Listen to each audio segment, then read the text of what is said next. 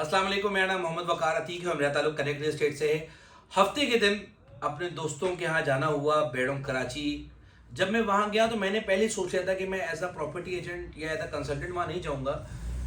मैं as a वहाँ का रिहायशी या वहाँ का एज अ गेस्ट बन के जाऊँगा और वहाँ के एक्सपीरियंस को रात तक एंजॉय करूँगा।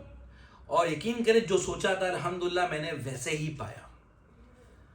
जब मैं वहां गया तो मैं पहले दिन से ये बात कहता आ रहा हूँ कि ये जगह ओवरसीज की है, रिटायर्ड लोगों की है और उन लोगों के लिए है जो लोग एज अ फ्रीलांस काम करते हैं। उन लोगों के लिए तो बेडरूम मैं कहता हूँ A1 जगह है।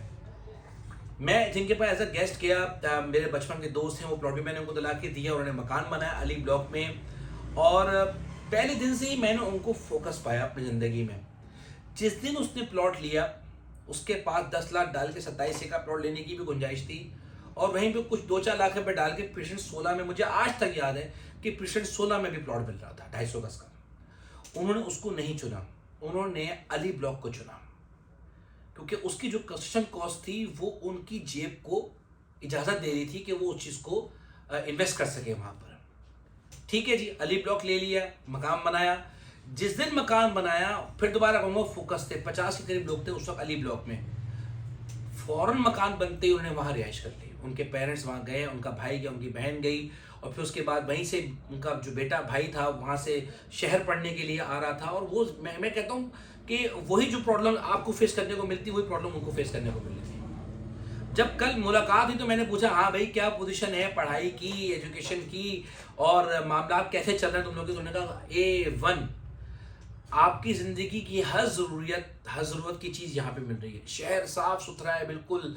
और रात के 2 बजे हमें जब वहाँ से निकले चाय पीने के लिए तो क्रिसेंट 10 में गए हम। बेहतरीन मॉल, जैसे कराची के लड़कों को चाहिए होता है रात की ज़िंदगी चाय की, वो सब चीज़ें थी। हर खाने पीने की चीज़ मुयसर थी वहाँ पर। कोई खौफ व हिरास की हालत नहीं थी। गाड़ी में निकले, हम सब गए वहाँ पे जाके एंजॉय किया।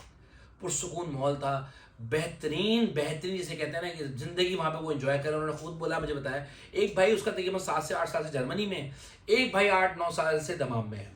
दोनों भाई बाहर रहते हैं, पेरेंट्स को यहाँ अपना जो है वो दे रहे हैं चीज़ें और फिर यहाँ पे उनको ज़रूरत है ज़िंदगी के मुताबिक, उनको यहाँ पर हर तरह की चीज़ मुयसर कर रहे हैं बाहर बैठ कर। वही बात हो गई एज एन ओवरसीज़। फोकस थे from the very first day.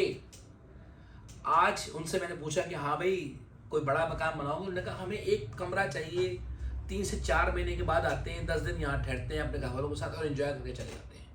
क्योंकि जब हम डॉलर में कमाते हैं तो हम हर चीज़ को उसके लिहाज से रेट ऑफ रिटर्न में जांचते हैं। तो हम वहाँ फूड चेन्स बना रहे हैं और वो कहते हैं मैं वहाँ टेक्नोलॉजी में इन्वेस्टमेंट कर रहा हूँ। तो उस लिहाज से उन्होंने कहा भी अगर इन्वेस्टमेंट है ना तो इन्वेस्टमेंट बहरे टाउन कराची में या पाकिस्तान में ही नहीं बनती।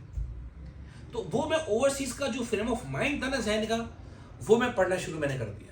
मैंने कहा ये बात मैं इससे एग्री करता हूँ। हर लिहाज से वो कन्विंस था कि मैं इन्वेस्टमेंट नहीं करूंगा, लेकिन अपना जाती मकान जो है ना वो मैं बेडरूम कराची के अंदर ही बनाऊंगा। बाकी और दोस्त भी बैठे हुए थे, कोई मेहमान से आया हुआ था, कोई नॉर्थ आबाद से आया हुआ था।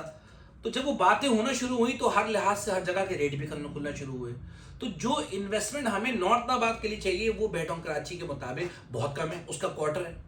वो कहता है भाई मुझे और मजीद इन्वेस्टमेंट नहीं करनी, मुझे शहर पसंद तो है, वहाँ पे हॉस्पिटल भी है, वहाँ हर तरह की चीज़ है, वहाँ हर तरह की सहूलियात हैं, हमारा पेट्रोल कम लगता है वहाँ पर, लेकिन उसके बावजूद मैं इतनी इन्वेस्टमेंट पाकिस्तान में डालूं क्यों? तो वो फोकस थे ना वहाँ पर, वहाँ जाके मुझे ये बात समझ में आई कि अगर तो आपको रिहाइश करनी है ना तो रिहाइश के लिहाज से बहरिया टाउन कराची से अच्छी जगह कोई है ही नहीं। और अगर आप किसी ना किसी जगह पर जहन आपका कहीं भी कंफ्यूज है ना कि मुझे ज़रूरियात की ज़िंदगी के मुताबिक कोई चीज़ें मिलेंगी कि नहीं मिलेंगी, मैं दूर हो जाऊंगा ख़ानदान वालों से, बराती वालों से, ऐसा कुछ नहीं है। सब चीज़ें आपको मिलती हैं। सुकून सबसे बड़ी बात है, ज़िंदगी में सुकून आपको मिल जाता है और आपकी अपनी रिहाइश हो जाती है।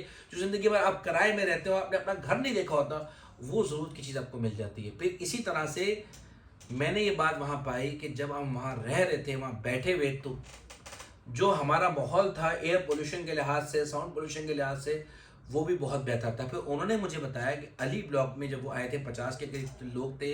फिर आज साल 1.5 साल के बाद तकरीबन वहाँ पे 350 से 400 के करीब लोग ग्रुप में शामिल हो चुके हैं। और फिर ऐसे भी बहुत से लोग हैं जो अली ब्लॉक के अंदर शामिल ग्रुप में नहीं है। तो जो भी बंदा यहाँ आता है वो एज अ प्राइवेट उसने अपनी कंस्ट्रक्शन की भी होती है, वो यहाँ रिहाइश पे आता है किराए के तौर पे। अली ब्लॉक को बजाय यहाँ पे चूज़ करने के वो ज़्यादातर 10A के विला को चूज़ करते हैं। बहरहाल अगर आज आपको अपना मकान बनाना है तो अली ब्लॉक प्रेजेंट 10A का विला बेहतरीन लोकेशन है। मैं कहता हूँ कंस्ट्रक्शन क्वालिटी हल्की है लेकिन बेहतरीन है। हिल्स में 500 गज बेहतरीन है, 16 में 250 गज मैं कहता हूँ A1 है। ये वो शुरू की जगहें हैं कि जिसको आपको लाजमी चुनना चाहिए अपनी रिहाइश के लिहाज से। जज़ाकल्लाह।